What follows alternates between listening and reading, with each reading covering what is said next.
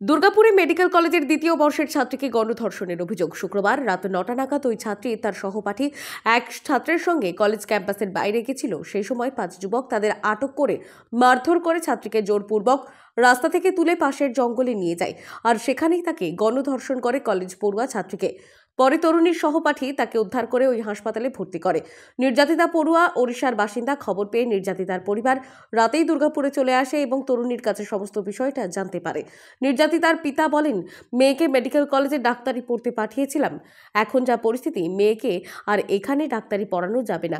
আমার মেয়ে রাত্রি তার বন্ধু ফোন করলো যে রাত্রি 9:30 10টা অবধি ফোন করলো যে তোমার মেয়েকে রেপ করা হয়েছে, আর তোমরা যত জলদি পারো চলে এসো। আমরা তো জানি না, দূর জলেশ্বর থেকে রাত্রি থেকে এলাম, 6টা অবধি এখানে পৌঁছে গেলাম, 5:30টার মধ্যে পৌঁছে গেলাম। দেখলাম মেয়েটা সিরিয়াস আছে, বেশি কিছু কথা হতে পারলাম না। যা দেখলাম এখানে মেয়ে সুরক্ষিত নেই, আর তার বন্ধু একজনকে বাইরে নিয়ে গেছিল নাকি, এটা তো আমি ঠিক মতো শুনতে পারিনি। আর একজন রেপ করেছে, তার মোবাইলও ছড়ে নিয়ে গেছে।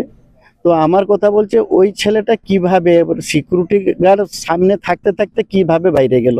পুলিশ, আমি যখন এলাম পুলিশ ইনভেস্টিগেশন করেছিল, যে বললো আমার উপরে ভরসা রাখুন। হ্যাঁ, কমপ্লেন করেছে, ওরা বয়ান রেকর্ড করেছে আমার মেয়ের কাছে। তো ওরা যে আমরা ইনভেস্টিগেশন করব, আমি দোষীদের জন্য কার্য অনুষ্ঠান করব। আমি ন্যায় চাইছি। আমি চাইছি কি আর 5 জন মেয়ে যেমন ওইভাবে সাফারিং না হবে। উল্লেখ্য, 2024 সালে আগস্ট মাসের কলকাতার আরজি কর মেডিকেল কলেজে এক তরুণী চিকিৎসকের ধর্ষণ ও মৃত্যুর ঘটনায় রাজ্য জুড়ে তোলপাড় হয়ে গিয়েছিল। আর দুর্গাপুরের ঘটনায় ফের সেই ভয়াবহ স্মৃতি উস্কে দিচ্ছে আর একবার।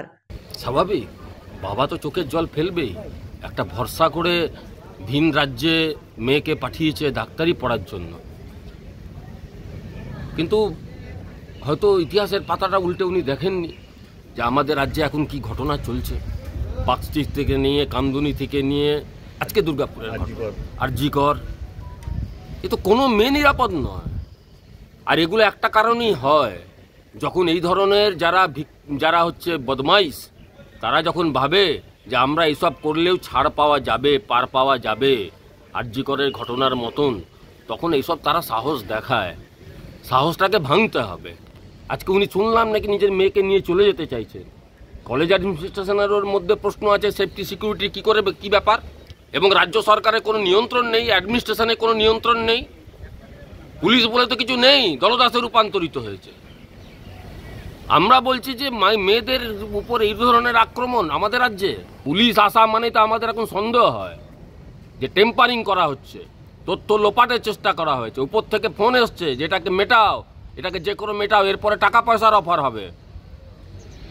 এখন যদি কেউ বিক্রি হয়ে যায় সেটা বিক্রি হয়ে যাক, কিন্তু আমরা দুর্গাপুরের যারা আমরা বসবাস করি, আমরা এই ঘটনার চরম নিন্দা করছি। দোষী ব্যক্তিদের শাস্তি দিতে হবে, আর যারা টেম্পারিং করেছে তাদের বিরুদ্ধে আমরা দরকার পড়লে হাইকোর্ট অবধি যাব। গতকালকে আইকিউ সিটি সংলগ্ন এলাকায় একটা ঘটনা ঘটেছে, আপনারাও শুনেছেন, আমরাও শুনেছি। ঘটনাটা খুবই দুঃখজনক ঘটনা এবং এই ধরনের ঘটনা ঘটা উচিত নয়।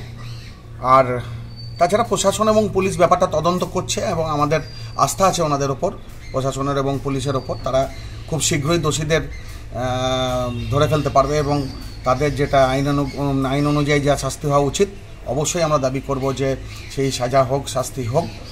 এটা সবসময় আমরা চেয়ে এসেছি এবং আমরা যে মেয়েটির পরিবার এবং তার পাশে রয়েছি রাজনৈতিকভাবে এবং ব্যক্তিগতভাবে আমাদের ওখানের যারা রয়েছে তারাও নিশ্চয়ই ব্যাপারটা পাশে থাকবে।